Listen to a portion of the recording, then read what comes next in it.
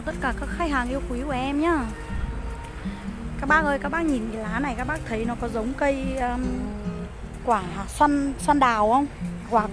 Quả xoan trà không? Cây dâu da gì nhỉ? Dâu da gì mà nó như kiểu dâu da xoan đấy. Đấy.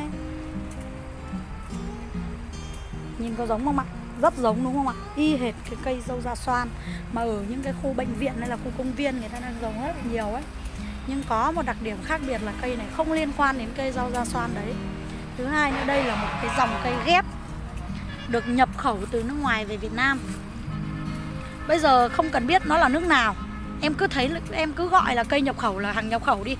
Nói như thế cho dễ phân biệt các bác nhé. Gọi là hàng nhập khẩu cho nó sang chảnh và nó khác với hàng Việt Nam. Hàng Việt Nam là những dòng cây cam, táo, bưởi, ổi, hồng xiêm, xoài, mít, dừa, na, vân vân và vân vân.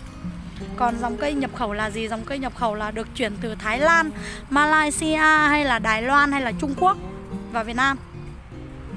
Có bạn nói với em là nhập khẩu từ Trung Quốc giá rẻ lắm, đi về Việt Nam bán đắt. Ok, Trung Quốc mà giá rẻ thì cái bạn đấy thì sang đấy mà mua thử xem nó có rẻ hay không. Bọn em á, các mối liên hệ của bọn em phải rất chặt chẽ thì phải lấy được giá hợp lý, chứ không phải là cứ nói mà sang Trung Quốc mà mua được cây đâu. Sang Trung Quốc mà không biết chỗ mà đợi đấy mà mua được cây. Em sẽ cho cả nhà xem quả của nó đây. Em giơ như này chắc các bác cũng không biết nó là quả gì luôn đúng không ạ? Đây là một loại quả mà rất nhiều bà bầu hay ăn. Tốt cho thai nhi, tốt cho sức khỏe bà bầu, tốt cho trí não phát triển của thai nhi. Chắc là em nói đến đây thì các bác biết rồi. Đây là cây ghép. Tổng bầu cây nặng tầm gần 2 cân. Cây của nó có bầu sẵn, chuyển từ nước ngoài vào Việt Nam là có bầu sẵn rồi các bác nhé. Không phải đi về Việt Nam để đóng bầu đâu. Cây bên em đa phần là cây có bầu đấy. Quả to bằng quả thanh trà hôm nọ, thanh mai hôm nọ em quay cho cả nhà. To bằng quả thanh mai hôm nọ em quay cho cả nhà. Thế. Và đây chính là cái lá của nó. Cây rất là khỏe, cây rất là đẹp, mướt mát, xanh rì. Xin giới thiệu với cả nhà, đây là cây óc chó. Cây quả óc chó đã có mặt tại Việt Nam. Hiện tại trong vườn em rất nhiều nhé cả nhà nhé. Xếp tràn lan luôn, rất nhiều cây óc chó. Đấy, cái quả em vừa quay đấy, nó màu xanh xanh các bác. Cái quả óc chó này thì các bác biết rồi, ở thị trường giá mua rất là đắt luôn. Một cái gói của nó là 100 mấy nghìn, 200 nghìn mà nó chỉ được có vài hạt thôi. Mười mấy hạt lỏng chỏng thôi, nó không có gì đâu các bác, nó không có nhiều đâu. Đây là dòng quả mà hiện tại tại Việt Nam chưa có nhiều hoặc có rất ít, đang phải nhập khẩu từ nước ngoài vào Việt Nam. Đang phải nhập khẩu quả từ nước ngoài vào Việt Nam, đóng gói tại Việt Nam, nên giá quả rất cao luôn. Tại sao các bác lại không trồng luôn một vườn, bán quả luôn tại Việt Nam?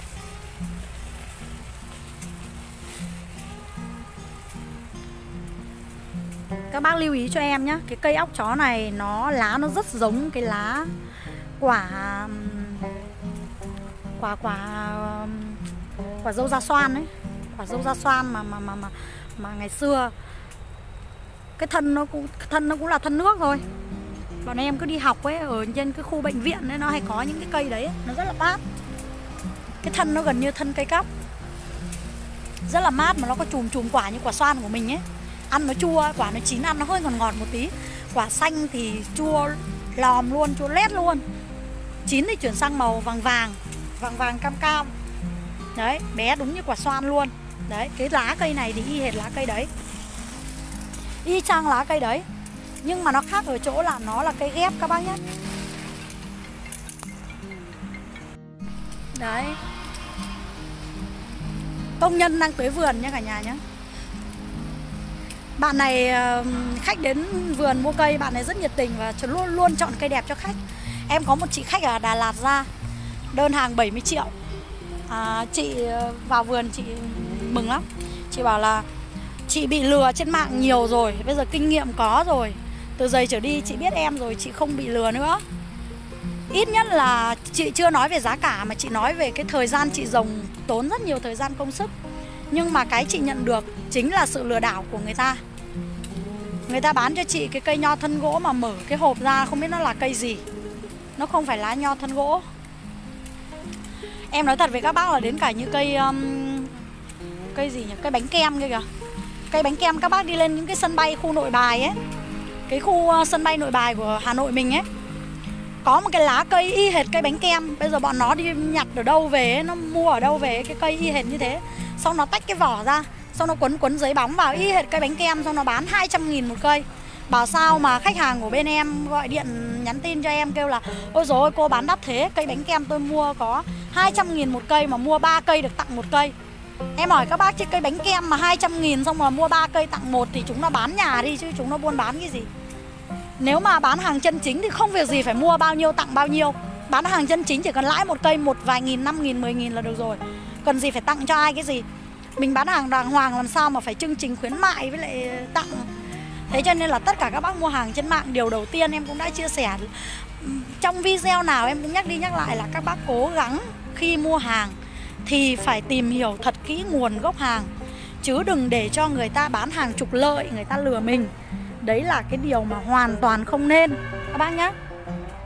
Đấy là em chia sẻ thật lòng cái mong muốn của khách hàng, cho khách hàng bên em là đừng để cho chúng nó lừa. Đừng để cho bọn chạy mạng nó lừa nữa.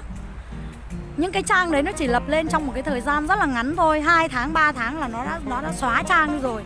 Có những bác bị lừa mười mấy 20 triệu đi báo công an nhưng có tìm được nó đâu. Số điện thoại thì số điện thoại ảo, địa chỉ không có. Đi về Đại học Nông nghiệp 1 này tìm nó ra hàng nghìn cái vườn.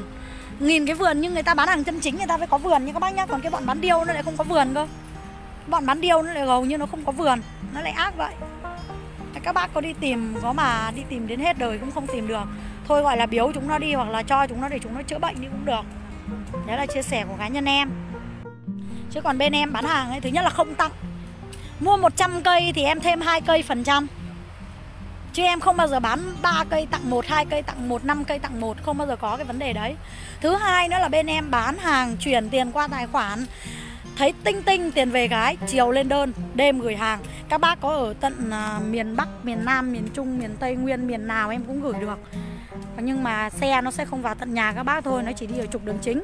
Các bác nào xa chịu khó ra, hoặc là bến xe, hoặc là những cái địa điểm nào đấy là cây xăng gì đó, hoặc là địa điểm nào gần nhà nhất để chúng ta nhận hàng. Đấy là cái điều dễ nhất để cho các bác làm. Đấy.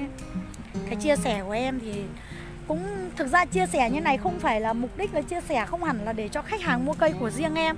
Vì em nói thật là khách của em, khách buôn cũng đã nhiều rồi. Bán thêm 1 đơn, 2 đơn, 3 đơn thì cũng vẫn là thế thôi. Mình làm bằng cái tâm của mình thì mình có lộc. Còn điêu trác, chúng nó bán điêu trác thì cũng chỉ được một thời gian rồi chúng nó cũng cả đời chúng nó cũng chả sống yên ổn được. Thế đi lừa người ta cây này thành cây kia, bán cây này thành cây kia, đấy là một cái điều mà lương tâm bản thân cái người bán hàng chân chính không nên có. Có bác bảo em là gọi điện nhắn tin cứ cô ơi, có đảm bảo không, có chuẩn không? Em không đảm bảo không chuẩn em không quay video. Tất cả những cái loại cây không đảm bảo và không chuẩn em không bao giờ quay lên video. Thứ nhất là mất thời gian. Thứ hai là mình nhiều việc, làm gì có thời gian mà cứ quay lên xong là nói nhố nhăng ở trên đấy làm gì cho mệt. Bán hàng nó là lương tâm các bạn, cái chính đó là lương tâm thôi. Con người ai cũng thế. Ai cũng vì tiền, ai cũng vì cuộc sống, ai cũng vì mưu sinh. Nhưng mà kiếm cái đồng tiền nó bằng cái mồ hôi công sức của mình, nó là cái sự thật thà chân chính. Đêm có ngủ cũng đặt cái gối cao lên mà ngủ cho nó ngon. Chứ không phải là lo là nay người ta chửi rủa mình, mai người ta bới móc mình, người ta trách cứ mình. Đây là cây óc chó hàng ghép các bác nhé. Quả óc chó mà các bà bầu hay ăn ấy, thực ra là không phải ai cũng ăn cái quả này, ai cũng thích cái quả này. Có bà bầu không ăn cảm thấy nó không ngon, không thích. Hay có những người nghiện ăn nó, không bầu cũng vẫn thích ăn. Vì thực tế ra mà nói nó cũng chẳng có vị ngọt, nó cũng chẳng có vị gì, nó chỉ nhợ ngậy ngậy. Ăn bản thân em cũng không thích ăn, em cũng còn thấy nó hăng hăng. Tuy nhiên đây là dòng cây mà Việt Nam mình chưa có hoặc có rất ít. Nên là đang nhập quả từ nước ngoài vào Việt Nam và được đóng gói tại Việt Nam nên là giá thành rất là cao luôn. Không khác gì quả cherry các bác nhé. Quả cherry ở Việt Nam cũng thế, hầu như là không có. Đang mua từ nước ngoài về Việt Nam. Nên là giá thành cao 400-500 nghìn một cây. Nó bằng cả mấy cân thịt của mình rồi. Không phải là người dân lao động nào cũng có tiền để mà mua nó để mà ăn. Nên là chia sẻ như này thì thực ra khi các bác bỏ ra một cái số tiền mua một cái cây về trồng trong vườn, điều đầu tiên là các bác đã có một cái cây để mình trồng cho nó sạch. Thứ hai là các bác có cái cây đúng như thế để mình trồng cây cho con cháu mình ăn quả. Đấy là cái điều mà nên làm. Ai có vườn thì nên trồng đỡ phải mua. Rồi video của em hôm nay về cây óc chó nhá. Các bác có thể liên hệ trên Zalo, Facebook của em để em có thể trên Zalo số điện thoại này nhá. Cần hình ảnh cụ thể hơn em sẽ gửi cho các bác nhé.